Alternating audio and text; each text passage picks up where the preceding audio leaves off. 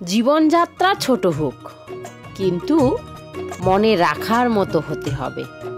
রং শ্যামবর্ণ হোক, কিন্তু মানুষটা সৎ হতে হবে।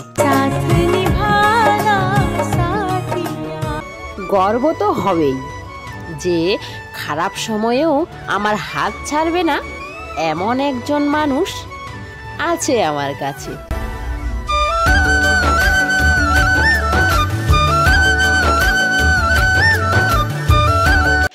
আমার না চাঁদ পাওয়ার ইচ্ছে আছে, না তারা চাই।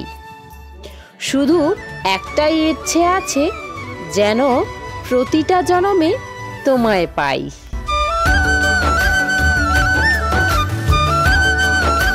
হে প্রভু, আমার স্বামীকে দিন দ্বিগুণ আর রাত 4 গুণ উন্নতি দিও, কারণ একমাত্র তিনিই আমার শখ পূরণ করতে পারেন।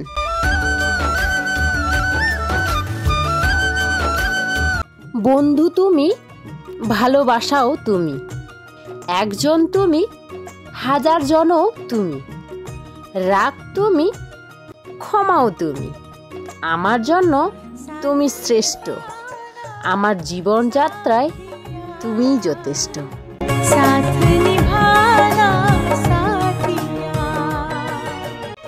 বিশ্বের সবথেকে দামি ক্রিম, যেটা একটা স্ত্রীর চেহারায় উজ্জ্বলতা আনতে পারে, সেটা হলো স্বামীর সততা।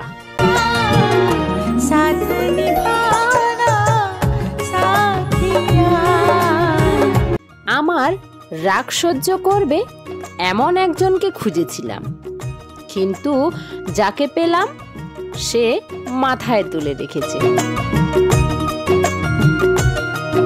আমি অনেক ভাগ্যবতী, কারণ তুমি আছো আমার পাশে।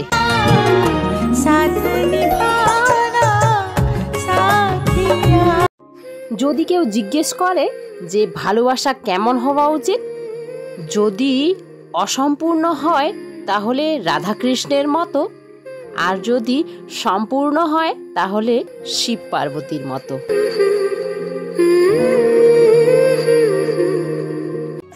ভালোবাসাটাকে অভ্যাস করে নিতে লাগে, কিন্তু অভ্যাস করে নেওয়ার পর সেখানে যাতে ভালোবাসা কম না হয়।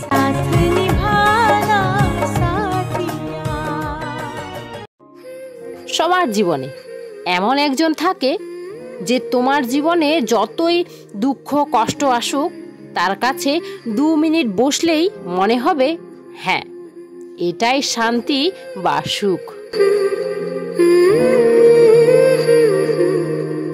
শোনো, নিজেকে কখনো একা মনে করো না। যখন যখন তোমার পা ডগমগ করবে, আমি সামলে নেব। তোমায় এগিয়ে যেতে দেখে আমি হাসব। তুমি সেই জন যার ভাগ্যে শুধু সুখ শান্তি আশা চাই। আসবো তোমার কাছেই যদি তোমার উপর রাগ করে দূরে চলে যাই। হ্যাঁ, মানলাম তোমার প্রথম ভালোবাসা আমি নই, কিন্তু অনুরোধ করব যেন শেষ ভালোবাসা আমিই রই।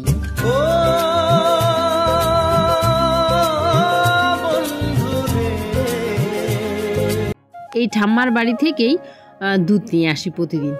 তো ঠাম্মাকে প্রতিদিন হচ্ছে কি বলতো, ভাতের মাঠটা ফেলে দেই না, গাইটাকে খাওয়ানোর জন্য দিয়ে দিই আর কি। আমি রেখে দেই, ঠাম্মা প্রতিদিন এসে নিয়ে চলে যায়। ঠান্ডার সময় চেয়েছিলাম এই যে মফটা যে ছিল আমার, ম্যাজিক মফ বলে এটাকে, তাই না? ওই যে টিভিতে অ্যাড দেখায় আর কি, ম্যাজিক মফ। তো ওই মফের ইয়েটাই আমার স্ট্যান্ড, মানে স্টিকটা যেটা দিয়ে ঘর মুছে, সেটা তো অনেক দিনই নষ্ট হয়ে গেছিলো। পরামর্শকে আনতে বলতে মানে 1 বছর মনে হয় পেরিয়ে গেল, তারপরে আসলো। কিন্তু আসলো তো সেটাও আবার, যেটা ওটার সাথে ছিল ওটা ভালোই ছিল, কিন্তু এ নিয়ে 2টো কেনা হলো, এগুলো আস্তে আস্তেই ভেঙে যায়, মানে কিছুদিন ইউজ করার পরেই নষ্ট হয়ে যায়। এই যে এটাও মানে ভেঙে গেছে মাথাটার দিকে, আর কি যে হবে জানি না। প্রথমে ভাবলাম আবার ঘরটা ওটা দিয়ে মুছবো, কিন্তু ওটা দিয়েই মুছতাম, কিন্তু ইদানিং এত ধুলোবালি এত হাওয়া চলছে না যে বাবার ঘরে এত বাঁশের বেড়া, আর তার মধ্যে সারাদিন দুটো দরজাই খোলা থাকে, এত ধুলো হয়ে গেছে। তার জন্য ঝাড়ু দিয়ে জল দিয়ে ভালো মতো ধুয়ে দিলাম, শেষে হচ্ছে এটা দিয়ে মুছে দিলাম। এটা দিয়ে মুছে না দিলে আবার জলগুলো যেদিক যেদিক গিয়ে শুকিয়ে যায়, ওদিক ওদিক আবার ধুলো পড়ে দাগ দাগ হয়ে থাকে। তার জন্য এটা দিয়ে মুছে দিলে একেবারে ক্লিন মনে হয় লাস্টে। আর বাবার ঘরটা একটাই হয়ে গেছে এখন বন্ধুরা। ওখানে দুটো রুম ছিল আগে, মাঝখানে যে পার্টিশনটা কি বলে জানি না, দেওয়া ছিল সেটা মানে এত নষ্ট হয়ে গেছিলো, এত পচে গেছিলো। বাবার ঘরটাও তো ঠিক করা হয়েছে, সেগুলো তো তোমাদের সাথে শেয়ার করিনি। খুঁটি লাগানো হয়েছে আর কি ভালো করে, এত নষ্ট হয়ে গেছিলো তার জন্য হচ্ছে ওটা খুলে ফেলা হয়েছে। তার জন্য এখন একটাই রুম হয়ে গেছে লম্বা বড়।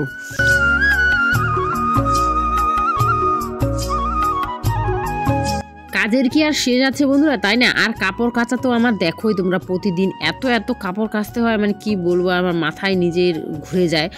আমি হাঁপিয়ে উঠেছি আর কি কাপড় কাচতে কাচতে। ঠান্ডার সময় তো আরও বেশি, গরমের সময় তো অল্প একটু কমই আছে, তাই না?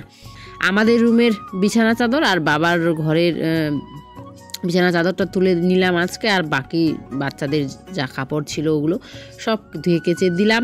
আর আমাদের রুমে ওই যে দেখো বিভূষণা আজকে বিছানায় হিসু করে দিয়েছে, তার জন্য হচ্ছে তোষকটা হচ্ছে বের করে দিয়েছিলাম, সকাল সকাল বের করে দিয়েছিলাম। এখন তো ওখানে ছায়ায় চলে এসেছে, তো এখন তুলে নেব, কারণ হচ্ছে এখন ঘুমাবো, রেস্ট করব। অনেক সময় ধরে কাজ করছি, হাঁপিয়ে উঠেছি, তাও কি কাজের শেষ আছে? এদিকে এত হাওয়া চলছে যে কাপড়গুলো মানে কি বলবো, একটু পরেই তুলতে হবে, যেগুলো শুকিয়ে যাবে, না হলে পরে পরে থাকবে আবার সব।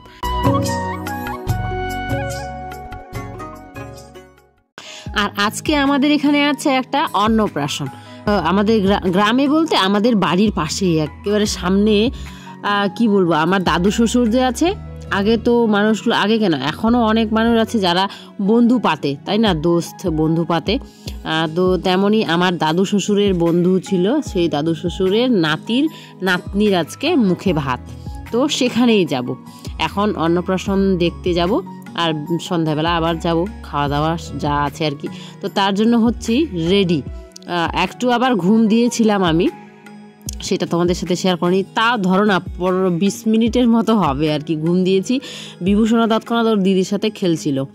এই যে নেল পলিশ লাগাচ্ছি, নিজের তো তোমাদের বলি আমি এত কাজ নিজের খেয়াল রাখা আমি ভুলেই যাই। তো এই যে যখন কোথাও যাওয়ার হয় তখন তাড়াহুড়ো করে শুধু নেল পলিশ লাগাবো, এগুলো আবার যেমন তেমন হয়ে উঠে পড়ে থাকবে। যখন আবার কোথাও যাওয়ার সময় আসবে তখন তাড়াহুড়ো করে লাগাবো, এমনটাই করি আমি। তাও আবার দেখো নেল পলিশ লাগিয়ে সাথে সাথে আবার কাপড়ের কাজ করা শুরু করলাম। আর নেল পলিশটা তো ছিলই না, ওটাকে খুঁটিয়ে লাগালাম, নেওয়া লাগবে আর কি। এই যে আর আমার সাধের কিছু গয়নাকাটি, কি বলবো, গ্রামের বাড়ির কাজকর্ম তো জানোই, গোবর, তারপরে কালি আর হচ্ছে মাটি, এগুলো ধরলে আর কি এগুলো সোনার জিনিসগুলো পড়তে ইচ্ছে করে না, কেমন যেন পুরনো হয়ে যায় খুব তাড়াতাড়ি। আর তেমন তো বানাতে পারি না সবসময়, তাই না? তার জন্য হচ্ছে খুলেই রেখে দেই, যখন কোথাও যাই তখন পরে নেই। আমি রেডি হয়ে গেলাম বন্ধুরা, আমাকে কেমন লাগছে অবশ্যই জানিও। আজকে পিঙ্ক কালারের ব্লাউজটা পরিনি, গ্রিনটাই পরলাম ওটার সাথে। আর বিভূষণা দেখো এখানে এসেই ওর স্কুলের বন্ধু ডুগ্গু, আমাদের গ্রামেরই ছেলে, দুজনে একই ক্লাসে পড়ে, তো তার জন্য আগে কিন্তু মিল ছিল না এতটা যতটা এখন হয়েছে। যদিও ওদের বাড়ি আমাদের বাড়ি অনেকটাই একটু দূরে আছে আর কি, তার জন্য কিন্তু এখন এত ওদের বন্ধুত্ব হয়ে গেছে যে ওকে ছাড়া ও থাকতে পারে না, ওকে ছাড়া ও থাকতে পারে না। এই যে চলে এসেছি এখানে, সবাই গল্প গুজব করছি, মুখে ভাত হয়ে গেল। আর বেবিটা তো খুব কান্নাকাটি করছিল, আর গরম যা, আর পরেছিল শাড়ি, একেবারে কনের সাজ সেজেছিল, কিন্তু তোমাদের সাথে শেয়ার করতে পারিনি। এই যে দেখতে পাচ্ছ এই বেবিটা।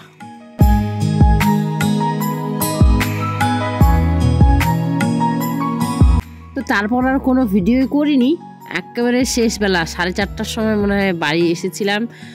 তারপরে আবার ওই যে বাড়ির সমস্ত কাজ, উঠোন ঘর ঝাড়ু দেওয়া, চা করা করে টোরে, তারপরে এই যে সন্ধ্যাবেলায় প্রথম সন্ধ্যায় আমরা পুজো টুজো দিয়ে আর কি রেডি হয়ে পড়লাম, যাবো এখন ওদের বাড়ি। তো আমার ছবি তোলার কেউ নেই বন্ধুরা, মেয়েকে বললে আবার একটার বেশি ছবি তুলে দেবে না, তার জন্য হচ্ছে যে ক্যামেরা এদিকে অন রেখে ভিডিও করে নিচ্ছি। এর এখান থেকেই তখন ফটো নিয়ে নেব। তো দুজনেই দেখো না কেমনটা করছিলাম। আমার বড়মশাই ছবি তুলতে একদমই মানে কোনো পোজ দিতে আর কি একদমই জানে না, কোনো কিছুই পারে না। কেমন বলছি বারবার, আমার দিকে তাকাতে বলছি তো কেমন করে তাকাচ্ছে দেখো না, হাসি হাসি আমি পাগল হয়ে যাচ্ছি।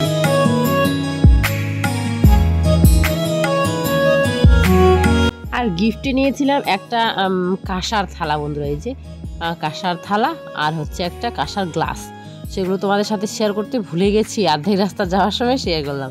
এই যে খুব হাওয়া দিচ্ছে বন্ধুরা, আর যে খুব সুন্দর সাজিয়েছে তাই না, গেটটা 3-এর বেলা শেয়ার করতে ভুলেই গেছিলাম। তো আমাদের খাওয়া দাওয়াটা হয়ে গেল, তোমাদের সাথে আর শেয়ার করিনি। তারপরে খাওয়া দাওয়ার সাথে সাথেই তো মেয়ে উঠে চলে এসেছে, কিন্তু ছেলে একেবারে মানে কি বলবো 2 ঘন্টার মতো ছিলাম বন্ধুরা। ছেলে তো কোনো মতেই আসবে না সেই অন্নপ্রাশন বাড়িটা ছেড়ে, তো ছিলাম অনেকক্ষণ। আর গ্রামের মানুষজনদের সাথে অনেক গল্প করলাম বা মজা করলাম। তো বন্ধুরা আজকে ব্লগটা এখানে এন্ড করলাম, কেমন লাগলো অবশ্যই জানিও কিন্তু কমেন্টে। সবাই ভালো থেকো, সুস্থ থেকো, আর তপুর ছোট্ট পৃথিবীর সাথে থেকো। Bye bye and good night.